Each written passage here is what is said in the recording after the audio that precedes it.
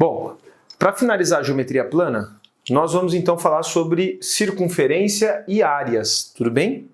Quando nós falamos sobre circunferência, pessoal, não se esqueçam, circunferência é o conjunto de pontos do plano que tem a mesma distância em relação a um ponto dado. Este ponto dado aqui, ele é chamado de centro. Você determina uma distância que é chamada de raio.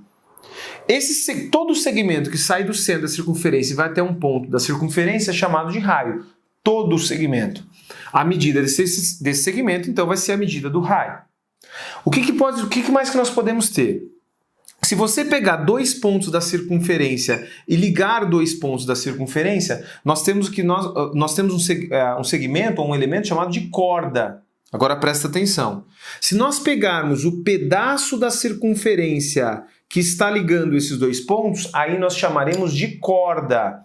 Então define dois pontos da circunferência. Se você pegar o segmento que une esses dois pontos, é corda. Se você pegar o pedaço da circunferência que une esses dois pontos, é chamado de arco. Tudo bem? Agora presta atenção. Toda corda que passa pelo centro é chamado de diâmetro. Se é corda, é um segmento que une dois pontos da circunferência. Isso aqui é uma corda, isso aqui é uma corda. Só que essa corda passa pelo centro. Se ela passa pelo centro, ela é chamada de diâmetro. Mas se ela passa pelo centro, é porque esta corda ela pode ser dividida em dois raios. E por isso, normalmente, nós dizemos que a medida do diâmetro é igual ao dobro da medida do raio da circunferência. Tudo bem? Esses são os elementos de uma circunferência. Presta atenção. Primeiro ponto. O comprimento de uma circunferência sempre vai ser 2πr. Comprimento da circunferência o comprimento da circunferência é isso aqui, ó, é como se fosse o perímetro da circunferência. Então pensa comigo. Sai do ponto P, começa a medir esse comprimento, começa a medir esse comprimento, começa a medir, vai lá, deu a volta inteira. Quanto vai medir isso? 2 vezes o π vezes o raio. Lembrando que o valor de π é um número irracional, ou seja, uma dízima não periódica, mas ele vale aproximadamente 3,14. Vocês vão perceber que na maioria dos exercícios do Enem ele diz o seguinte: considere π igual a 3. Na maioria dos exercícios do Enem ele vai pedir para você considerar π igual a 3, ele não vai dar o 3,14. Então, pelo amor de Deus, senhor, eu sei que é 3,14, substitui por 3,14? Não. Se ele falou 3, você substitui por 3. Tudo bem? Outra propriedade importante de circunferência, guarda isso, ó. Toda mediatriz de uma corda passa pelo centro. Primeiro, o que é corda? Segmento que une dois pontos da circunferência. Segundo, o que é mediatriz? Mediatriz, olha para mim, um segmento. Mediatriz é toda reta que passa pelo ponto médio do segmento e forma 90 graus com ele. Então isso aqui é um segmento. Se eu pegar o ponto que divide esse segmento na metade e fizer uma reta com um ângulo de 90 graus, isso é mediatriz. De novo, mediatriz é a reta que passa pelo ponto médio do segmento formando 90 graus com ele. Não se esqueça. Toda mediatriz de uma corda passa pelo centro da circunferência. Pode ser que você precise utilizar isso na resolução de alguns exercícios. Tranquilo? Bom, vamos lá. A parte de áreas não é uma parte muito difícil. Você vai lembrar da maioria das coisas que nós vamos trabalhar aqui, mas é bom a gente lembrar porque área é uma coisa que cai bastante também na prova do Enem. Volta e meia tem um exercíciozinho lá para você fazer cálculo de área. Então o que a gente não pode esquecer? Vamos lá. A área de um quadrado sempre vai ser L ao quadrado, ou seja, sempre que você tiver um retângulo, você tem os 4 ângulos retos. Sempre que você tiver um retângulo, você tem 4 ângulos retos. Zuc, você tá louco? Chamou isso aqui de retângulo? Não se esqueça, todo quadrado, antes de ser um quadrado, ele é um retângulo e também é um losango, que nós vimos no último vídeo. Bom, toda vez que você tem um retângulo, o que você pode fazer? Você pode multiplicar a base pela altura. Então, a maioria dos exercícios do Enem tem áreas mais simples de serem calculadas. Chegou no retângulo, base vezes altura. Pega a medida de um lado, multiplica pela medida do outro. Como o quadrado tem os 4 lados com a mesma medida, você vai fazer simplesmente lado vezes lado. Fez lado vezes lado, que é o lado ao quadrado, você calculou a área do quadrado. Fez base vezes altura, você calculou a área do retângulo. Agora você vai prestar atenção aqui, ó. Se nós estamos falando de paralelogramo, lembra ou não? Paralelogramo, você tem que ter os dois pares de lados opostos paralelos. Se você tiver os dois pares de lados opostos paralelos, olha que interessante. Escolhe um dos lados para chamar de base. Então essa aqui vai ser a base do nosso paralelogramo. E a distância que você vai ter entre esses dois lados é o que nós chamamos de altura. Agora olha que legal, pessoal. Se você pegar desse ponto e você fizer uma projeção ortogonal na base, você vai gerar um triângulozinho aqui. Nota o seguinte, se eu trouxer este triângulozinho para cá, olha o que vai acontecer. Agora presta atenção para não ficar perdido. Olha o que vai acabar acontecendo. Eu pego esse triângulo e trago para cá. Ou seja, a área desse triângulo que nós temos ali, então, desse paralelogramo, a área do paralelogramo original vai ficar igualzinho a quem? Vai ficar igualzinho à área que nós temos do retângulo. Então, o paralelogramo, ele vira um retângulo. Pera lá, Suzuki, mas esse pedaço estava aqui e continua aqui. Vou até fazer pontilhado para não ficar perdido. Nós tínhamos um pontilhado aqui. Esse pontilhado é o que nós tiramos. Esse pedaço veio para cá. Esse pedaço veio para cá. Ou seja, a área ocupada pelo paralelogramo e a área ocupada por esse retângulo é a mesma.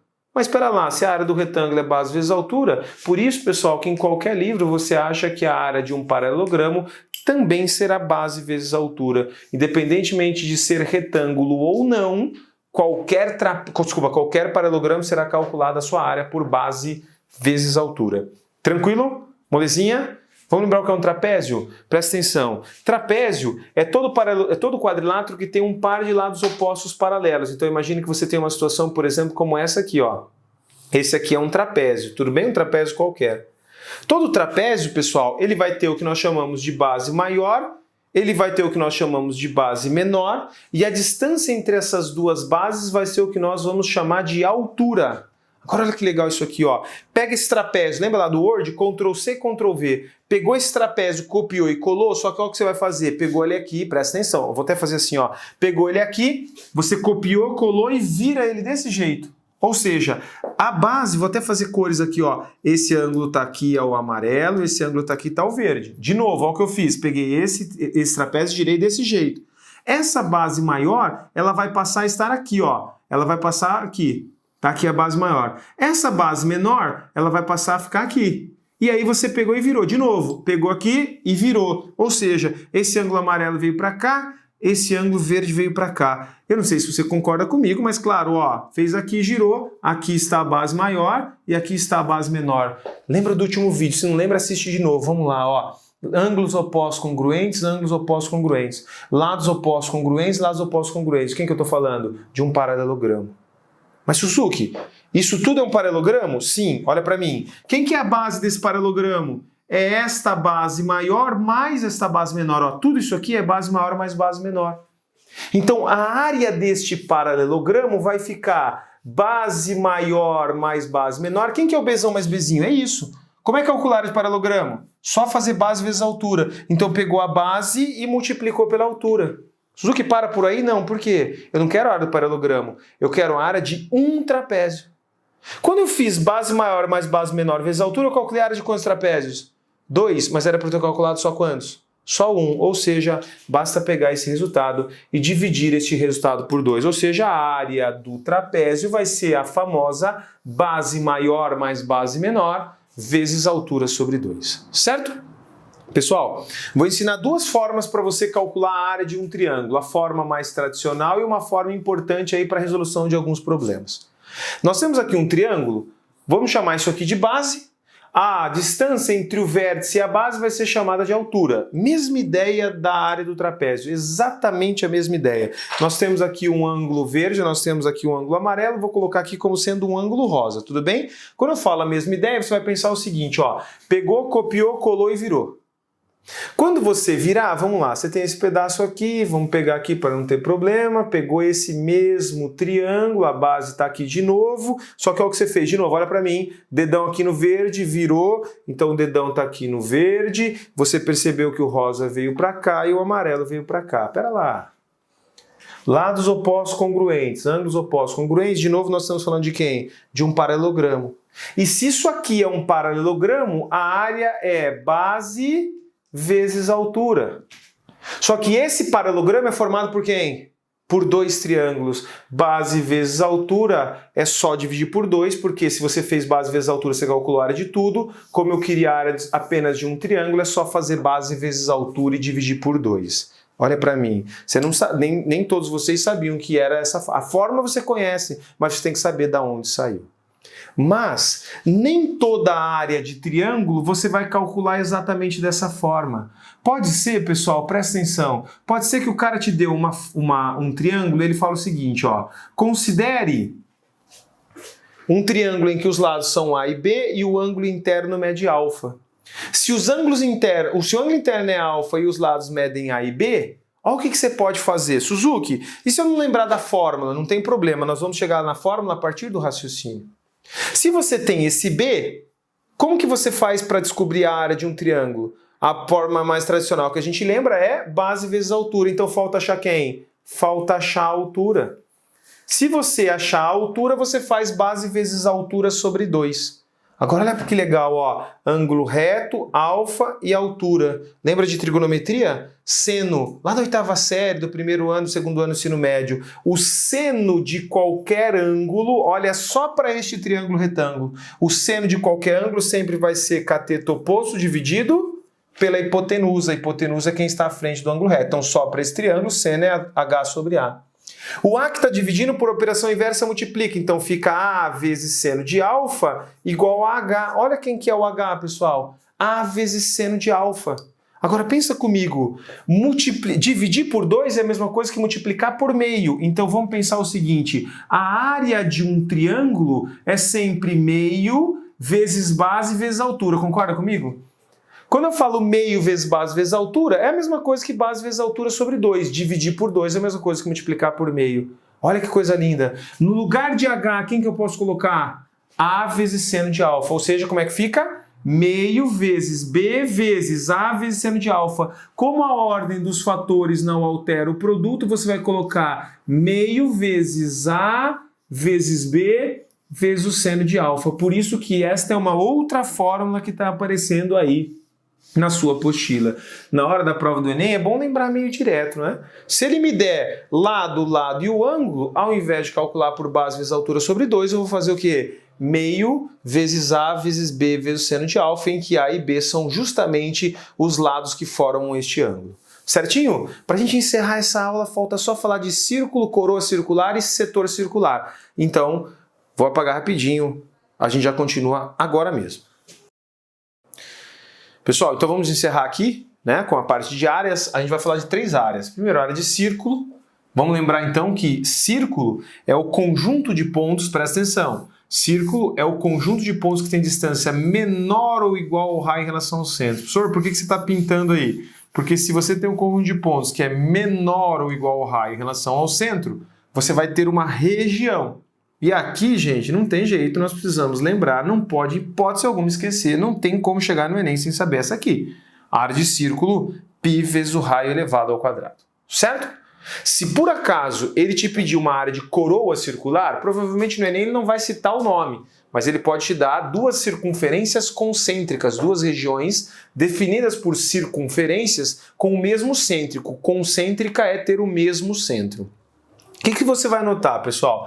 Se as 2 circunferências têm o mesmo centro, uma com raio menor e outra com raio maior, esta região que está em azul é você calcular a área do círculo maior e desta área do círculo maior, o que você vai fazer? Retirar essa tampa aqui. Então, se eu fizer a área do círculo maior menos a área do círculo menor, você vai encontrar a área da coroa circular. Ou seja, a área da coroa circular, caso você precise, você vai fazer π vezes r ao quadrado. O que é isso? A área do círculo todo, tudo isso. E vai tirar a área do círculo pequeno, que é o πr ao quadrado. Beleza? Então precisou de área de coroa circular, está aqui.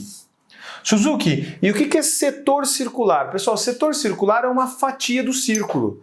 Presta atenção, todo ângulo que tem como vértice o centro de uma circunferência é chamado de ângulo central. De novo, todo ângulo que tem como vértice o centro da circunferência é chamado de ângulo central. Presta atenção, se eu der a volta inteira, eu ando 360 graus. Só que se eu der a volta inteira e andar 360 graus, o meu setor vai ser o próprio círculo. Olha a regra de 3. Ou seja, se eu der uma volta de 360 graus, qual que vai ser a área? πr ao quadrado. Mas eu dei a volta de 360? Não, eu só andei o quê? Alfa graus. Tudo bem? Então, regra de 3. Se eu der a volta inteira, 360 graus, πr ao quadrado. Se eu der só alfa, ou se eu andar só alfa, essa vai ser a área do setor. Resolve esta regra de 3 simples que você consegue calcular a área do setor. Certo? Uma outra comparação que você pode fazer, e aí eu vou pedir para você ficar esperto em relação a isso, é o seguinte, ó.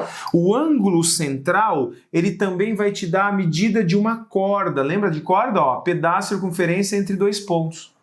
Você consegue medir esse comprimento aqui? Consegue. Professor, se ele me der esse comprimento, olha o que você vai fazer se ele te der esse comprimento. Se der a volta inteira, qual vai ser o comprimento? 2πr. Mas se der a volta inteira, qual que é a área? A volta inteira, πr ao quadrado. Mas se ao invés de dar a volta inteira, você andar só um pedaço L, e essa medida ele vai te dar, a mesma coisa você vai achar a área do setor. Suzuki, então você está me dizendo que eu posso, para calcular a área de setor, que é esta fatia do círculo, fazer comparação entre ângulo central e área? Ou eu também posso fazer entre comprimento de arco e área? Perfeito. Lembra que a volta inteira é πr ao quadrado, e aí o pedaço vai estar com a área do setor. Volta inteira pode ser 2πr para comprimento ou 360 graus, quando nós estivermos falando em graus. Beleza? Gente, encerramos assim a geometria plana. Encerrando a geometria plana, a gente não necessariamente encerra o módulo 3, porque você vê o módulo 3, como eu já tinha falado, é o módulo mais longo que nós temos. O módulo 3 encerramos a geometria plana, agora nós vamos trabalhar com a geometria espacial para depois fazer os exercícios. Tranquilo? Um grande abraço para vocês, até a próxima.